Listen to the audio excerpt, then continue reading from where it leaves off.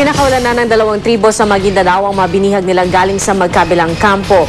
Unang pinakawalan kagabi ng tribong Maranao ang driver na Iranon na binihag ng mga katribo nila noong September 14. Kanina madaling araw naman, pinakawalan ng tribong Iranon ang 5 Maranao na dinukot nila 9 na araw makalipas ang unang pangingidnap. Sila raw ang ginawang pagtubos sa dinukot na Iranon. Nagkasundo silang pakawalan ng mga bihag matapos mamagitan ng ARMM Regional Government at Pulisya. Pumirma rin ng Peace Covenant ang dalawang kampo. Pero kahit nagkasundo na, tiniyak ng pulisya roon na mananagot ang mga nasa likod ng kidnapping. Kaligtasan mo sa Alerto 24. Isang dalagita naabutan ng GMA News na nakaipit pa sa ilalim ng truck sa Naga, Camarines Sur. Kwento ng mga nakasaksi, bigla raw tumawid ang biktimang si Annalyn Propago sa National Highway. Sakto naman paparating ang isang truck kaya nahagip siya. Nagtamo si Propago ng matinding pinsala sa ulo at katawan. Patuloy pa rin siyang inoobserbahan sa ospital. Nanawagan naman ng tulong ang mga kaanak ng biktima sa driver at may-ari ng truck. 2 agad ang nasampulan sa unang araw ng pagpapatupad ng total gun ban kaugnay sa barangay at sangguniang kabataan elections. Sakop din po ng gun ban ng airsoft guns. Nakatutok si Ian Cruz.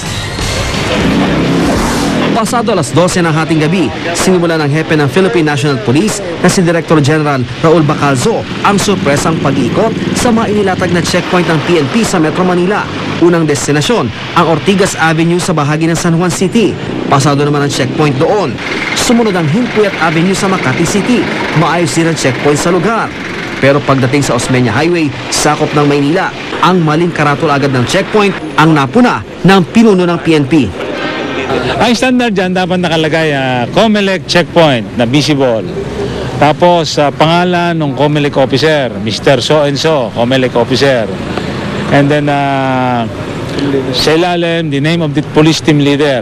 Ang reason doon is being, kung mali ang ginagawa ng ating mga nagche-checkpoint, alam nung motorista kung anong pangalan ng team leader. Kung corrected agad natin yan, bukas na bukas din. Lalo na yung paggawa ng yung signboard. Tumulak naman ang grupo sa Rizal Avenue sa Caloocan City.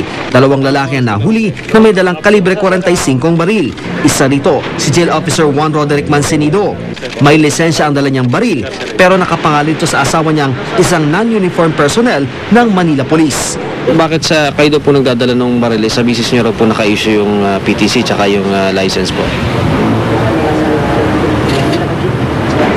Ang civilian agent naman ng National Bureau of Investigation na si Joselito Malabanan.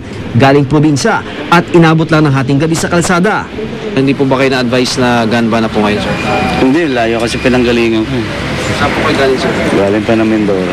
Napansin ko na umiwas siya. Nung sinisinita natin, medyo nagduda tayo tapos nakita ko sa likod na may dala siyang baril. Sumaglit din ang PNP chief sa checkpoint sa EDSA Caloocan at huling destinasyon ang checkpoint sa Tibag Avenue sa Quezon City.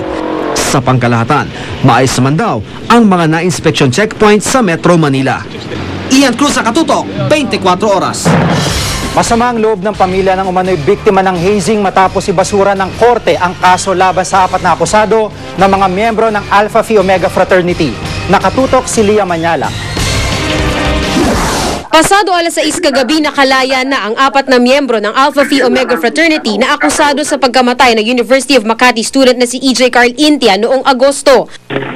Batay sa desisyon ni Makati RTC Branch 57 Judge Honorio Guanlao, wala raw probable cause para ituloy ang kasong paglabag sa anti-hazing law na inihain laban sa 4. August 20 nang matagpuan ang bangkay ni EJ sa isang bangin sa Santa Maria, Laguna na maga at puno ng sugat at mga pasa. Sa pagsisiyasat ng mga pulis, lumalabas na dumaan sa final rites ng hazing si EJ.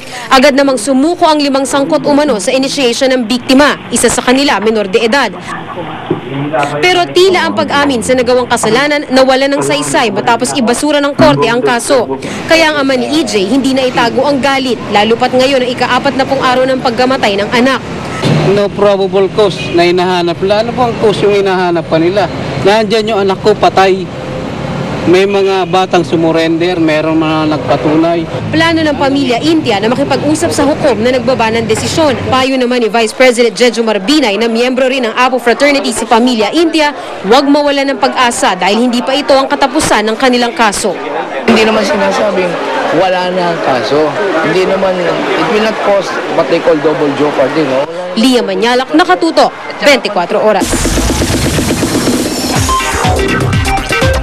Nakisaya ang ilang kapuso stars sa Tuna Festival ng General Santos City kahapon. Tinatayang 10,000 tao ang dumalo sa selebrasyon.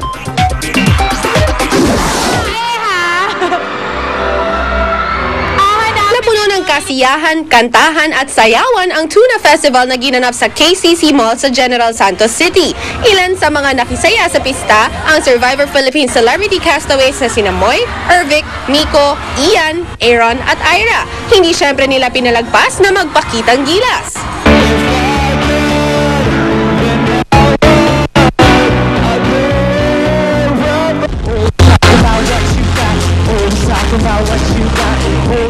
Hindi naman nagpahuli ang Grazilda cast. Si Dominic Rocco may dala pang sapatos. Tulad sa Grazilda, isinukat niya ang sapatos sa ilang girls sa audience. Ang dalawang perfect fit, kinantahan niya.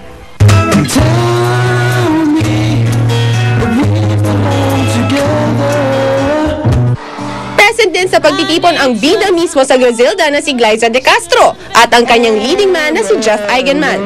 Si Steph Prescott at ang fairy godmother na si Jolina Magdangal nagbigay aliw rin. Nagpakilig naman si Marco Alcaraz ng Endless Love. Ang 6 feet long band na mainstay sa comedy bar nakipagrak-rakan. Tinatayang 10,000 tao ang dumalo sa event. Kilalanin ng 11-year-old film singing sensation na sumusunod daw sa yapak ni Charisse. Mamaya na yan. Susunod. Bangkay ng babae natagpuan sa isang maleta sa Caloocan. Bakbakan ni na WBC Minimum International Champion Denver Cuello at Indonesian boxer Muhammad Rahman ngayong gabi na sa lungsod ng Iligan. At Hollywood actress Lindsay Lohan, balikulungan pero nakalaya rin matapos magpiyansa. Tutukan dito sa 24 Oras.